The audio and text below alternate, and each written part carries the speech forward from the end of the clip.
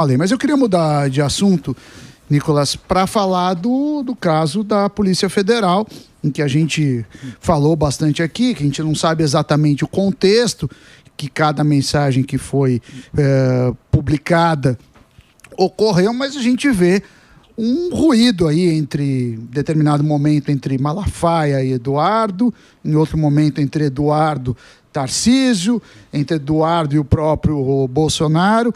Eu queria saber, na sua análise, teve alguém que está indo por um caminho que você achou que não está legal, sendo um cara de direita, ou isso tudo faz parte do jogo, é o calor da emoção? Como que foi sua leitura? Primeiro ponto é que, antes de comentar sobre o conteúdo do que foi vazado, por que isso foi vazado? Porque é engraçado, né? Não vaza-se mais áudios e filmagens de corruptos, né? Eu queria ver o que sairia do conteúdo do vazamento de uma conversa do Lula com seus ministros, né? Do Moraes com seus assessores, como já saiu, né? Então, para mim, por que isso está sendo vazado? Né? Quem que deixou isso vazar? Quem está tomando conta do inquérito, que é o responsável, que é o ministro Alexandre de Moraes. Logo, no dia que eles sofreram uma derrota gigantesca ali na CPMI do INSS, que a gente toma a presidência e a relatoria. E literalmente... Deu uma travada aqui. Aí, ó. Estamos nesse momento com o Nicolas Ferreira. Falou alguns nomes aí, você viu? E a pergunta do Samidana é da treta que teve do Malafaia. Do áudio vazado. Do áudio vazado. Se tem alguém que está vacilando ou se foi tudo calor do momento. E ele estava falando o contexto, que ontem foi uma vitória da oposição em relação à CPMI, e aí ele está falando, será? Pelo que eu entendi, ele está falando que talvez foi uma cortina de fumaça. Ele estava falando sobre isso. Correto, Nicolas? Travamos de novo. José travado. Tá bom, mas o que ele estava colocando é justamente a discussão aqui, né? Porque o que é vazado? Quando a gente fala de contexto, quando a gente vai para uma briga política, Morgadão, que a gente acompanhou muito bem, inclusive recente, Prefeitura de São Paulo, o corte vale muito. E quando você posta um corte sem o contexto, não entendendo todo, a gente vai para esse lugar. Isso claramente é feito para desgastar a turma da direita, né? Fala assim, ó como eles são. Se até eles não concordam, não se gostam com as atitudes deles mesmos, como que você vai botar fé? Então tudo isso é feito para desgastar. Os caras vazam esses tipos de áudio para desgastar, e agora, contexto ou não contexto, se constrói a narrativa. A gente viu que foi dito isso, né? Você constrói a narrativa, o presidente falou, você constrói a narrativa do jeito que você quiser, é isso aí. Exato, e o Malafaia, né, Malafaia você tá nervoso, mas você tá ao mesmo tempo, querendo que peguem seu celular, pelo que eu percebi. Peitando todo mundo. Eu não devo nada a ninguém. Pode pegar o meu celular, eu dou a senha. E outra coisa, 7 de setembro a gente vai dar a resposta. Vai lá, Nicolas. 7 de setembro. Chama o Nicolas Malafaia. Eu escrevi o prefácio desse menino. Eu sei muito bem que é um garoto de Deus. Ele voltou, tá travando. É Satanás que tá rasgando aí esse molder. Diga lá, Nicolas. Careca que deu uma travada aí, mas vamos continuar. Ou seja, o que eu tava querendo dizer é que me questiono, né, o porquê que não vaza as conversas das pessoas que estão envolvidas, né, no escândalo do INSS. Como que não aparecem imagens, né, do dia 8, do aeroporto de Roma, as conversas, né, do Adélio. O Adélio nunca conversou com ninguém, né, nunca teve celular, enfim, isso é o primeiro ponto.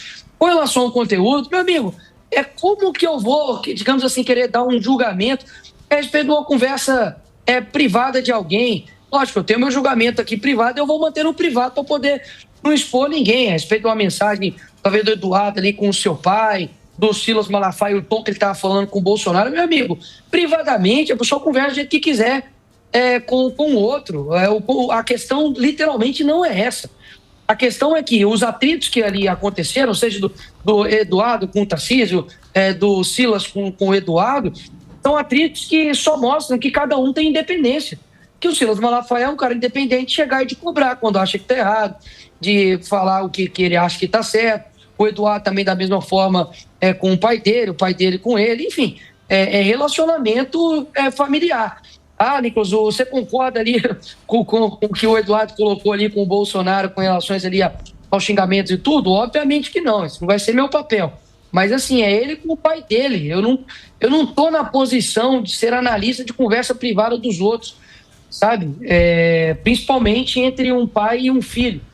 Então, eu só acho que a visão que muitas pessoas precisam ter, e as pessoas obviamente estão tendo, é de que por que isso foi vazado em um dia que coincidentemente foi de perda para o governo e na CPMI do INSS, por que a Polícia Federal não está indo atrás realmente de criminosos e está querendo incriminar os caras por obstrução de justiça, de golpe. Poxa, aprenderam com a caderneta bíblica do pastor Silas Malafaia. Não, peraí, o que ele falou é verdade. Já aconteceu isso, inclusive, com um padre anteriormente, com relação ao dia 8, fizeram busca pressão na casa dele, não acharam nada, inclusive pegaram também questões religiosas dele ali, e agora em cima de um pastor. Daqui a pouco não vai sobrar ninguém, amigo. Perfeito. E você atentou muito bem, né? A CPMI agora do INSS, que todo mundo aguarda, eu sei que você também tem a relação, como você já falou na última entrevista aqui, acaba criando uma cortina de fumaça, depois de 90 bilhões aí desse escândalo, porque tudo é timing na política. E a gente quer saber como é que vai funcionar essa CPMI e se o Centrão está articulando também, que eles fazem isso com muita habilidade. Um ponto eu não sei se vai, digamos assim, até quando a gente vai ter essa superioridade dentro da comissão. Não estou dizendo que eles vão conseguir tirar a presidência ou relatoria. Mas, amigo, os caras conseguem, enfim, transformar um analfabeto em presidente. Então, eu não duvido de nada do que eles possam fazer ali naquela comissão. Mas o ponto o Alfredo Gaspar, que vai ser o relator, é um cara extremamente competente.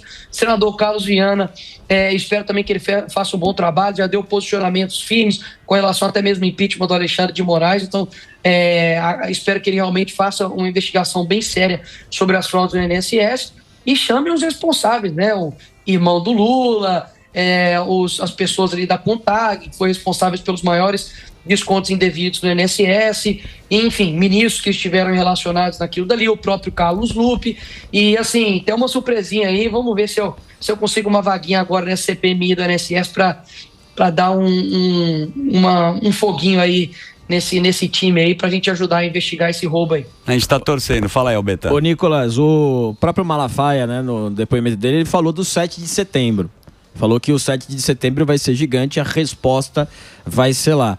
Vocês esperam uma manifestação à altura de todos esses acontecimentos, uma resposta a esses acontecimentos com essa manifestação de 7 de setembro?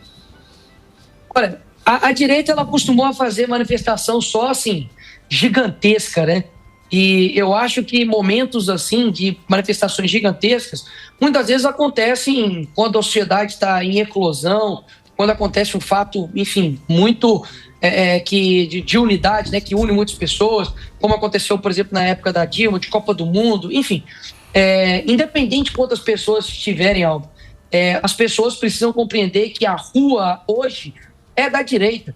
A esquerda não consegue colocar nenhum terço de pessoas que a gente colocou em nenhuma das manifestações, seja em São Paulo, Rio de Janeiro, aqui em Belo Horizonte, até mesmo de Fortaleza, lá na Bahia.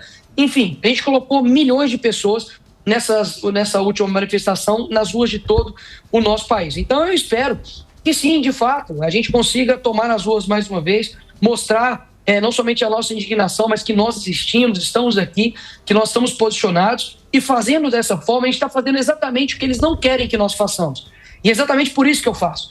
Porque se eu te perguntar para você que talvez fique assim, será que eu vou para a rua? Já fui tantas vezes, é claro, já fui várias vezes. Agora, se eu te falasse com você, olha, o Lula, ele não quer que você vá para a rua. É lógico que você vai, poxa. Em número, Alexandre de Moraes quer um monte de gente de vermelho, de esquerda na rua, o apoiando, ou milhões de pessoas de verde e amarelo na rua denunciando as violações de direitos humanos dele para toda a rede social e para todo mundo. É claro que a segunda opção é a que ele não quer. Então, por isso, obviamente, estarei também no dia 7 de setembro nas ruas do Brasil. Não sei se vou estar em Belo Horizonte, depois vou para São Paulo, mas pode ter certeza que, mais uma vez, aprendi com o Olavo, ser cristão é fazer o certo sem esperar que dê certo. Nosso papel é a gente continuar e não desistir para esse pessoal aí, ó. Aprendeu bem, boa. Ô, Nicolas, você sabe que o Nicolas, ele tem pouca idade, mas muita elegância, né? E você vê que ele tem uma compostura política que falta muito, inclusive, para os nossos outros políticos. Inclusive, por isso que a gente está dando essa audiência nesse momento. Mas falando sobre pautas, e a última bem factual, que foi a relação do Hugo Mota, que a gente viu lá toda aquela bagunça que aconteceu, muita gente se decepcionou. Eu quero saber, afinal de contas, qual é a pauta que vocês vão lutar agora com a direita? É a anistia? É o foro? O que vai passar? Porque tem que escolher uma. E a gente sabe que os políticos têm muita habilidade para dissolver quando você tem alguma coisa para lutar. Então, vão ser alguns passos. Eu acho que o primeiro passo agora diz respeito às prerrogativas.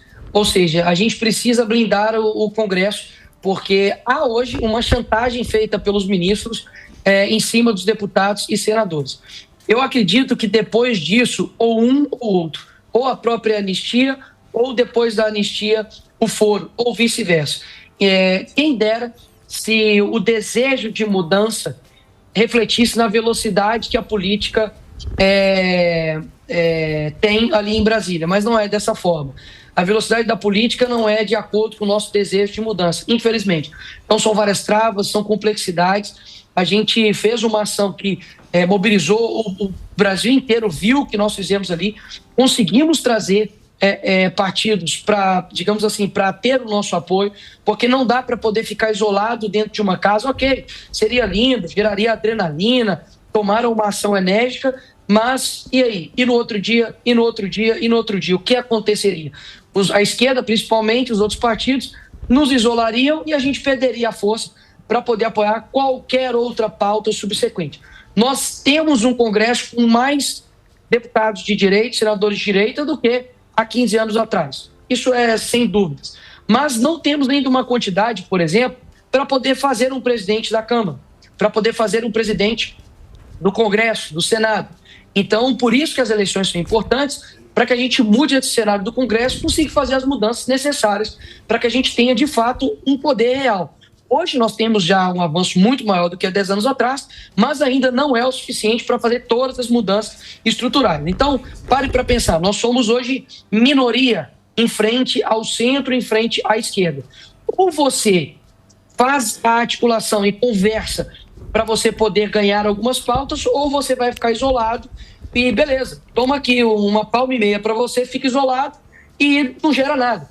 Então, nesse caso específico, a gente tomou uma ação de paralisação, estamos tomando, inclusive, um processo que foi enviado para a Corregedoria de suspensão dos nossos mandatos. Acredito que o corregedor vai ter bom senso para poder não aplicar isso, até mesmo porque a esquerda já cometeu isso no passado e foi uma atitude simbólica política e que durou ali 30 horas e que a gente conversou, chamamos o PP, chamamos o PSD, chamamos a União para que essas pautas, tanto prerrogativa quanto anistia e quanto o fim do foro, sejam colocadas na casa. Mas todo mundo sabe que a velocidade com que essas coisas acontecem é diferente da ânsia do povo, né? Eu sei como é que toca lá. Infelizmente, quero muito que o Congresso algum dia seja muito mais célere e mais eficaz para que a gente consiga aprovar as pautas importantes para o nosso país. Mas a matéria-prima que está lá não fui eu que escolhi.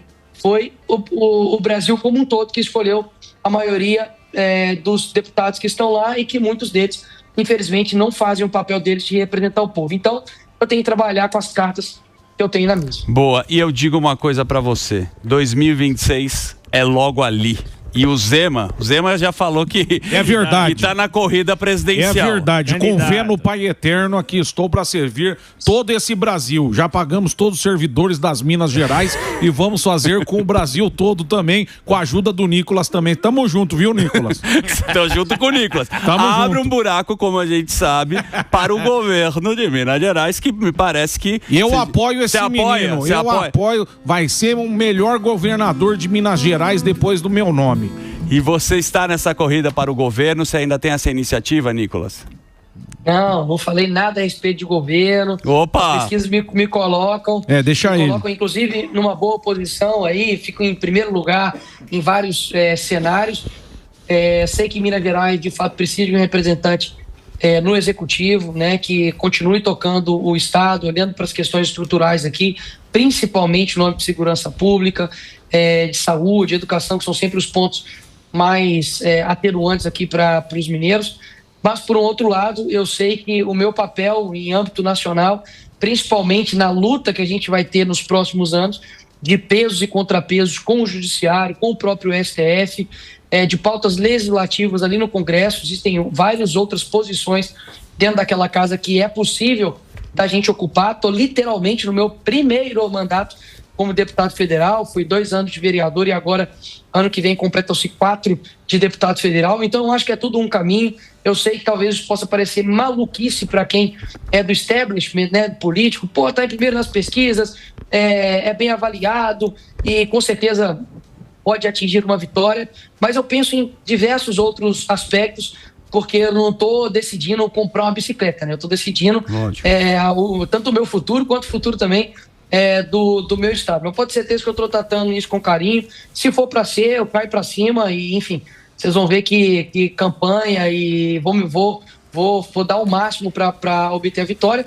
Mas também, caso contrário, eu sei que eu sou uma pedrinha no sapato ali do PT e do STF ali na posição que eu ocupo. E principalmente por conta da minha votação, que foi expressiva aqui em Minas Gerais, isso me deu uma blindagem muito grande para que não ocorra algumas perseguições comigo que talvez possam acontecer com outras pessoas. Por exemplo, derrubaram minhas redes sociais, né? Moraes derrubou minhas redes sociais e retornou não por conta de decisão judicial ou de ampla defesa, mas por conta de uma pressão política. O deputado mais votado do Brasil não poderia deixar de ter suas redes sociais. Então, eu acho que os votos, né, que eu tenho para deputado federal e a imunidade parlamentar que eu tenho, ela me blinda de um monte de inimigos que, obviamente, querem me ver cair, querem me ver deslizar e me matar, talvez, né, antes da hora. Então, é uma decisão que eu estou tomando de forma bem consciente. Pode ter certeza que eu vou tomar a melhor decisão para Minas e para o Brasil. Hein? Bom, eu quero agradecer imensamente ao Nicolas. Papai, ele também é muito papai. Eu sou papai da Panflix, o Alba é pai, você também aí. Já tá indo para segundo filho. Né? Vem outra. Pô, parabéns, cara. Deus abençoe aí você. Parabéns para sua esposa aí. Muita coragem aí que você tem na luta política. A gente, né, gosta muito da audiência, como eu falei aqui, tem um enorme carinho por você. Eu sei que você tem que também trabalhar em outras coisas, não é só dar entrevista pro programa Pânico. Então, muito obrigado, Nicolas. Boa sorte aí. E vamos depois, ele volta para contar o que vai acontecer com a CPMI do INSS. Valeu, garoto! Combinado. Valeu, Daniel. Valeu a todo mundo do Pânico. E Deus abençoe vocês. Valeu, amém.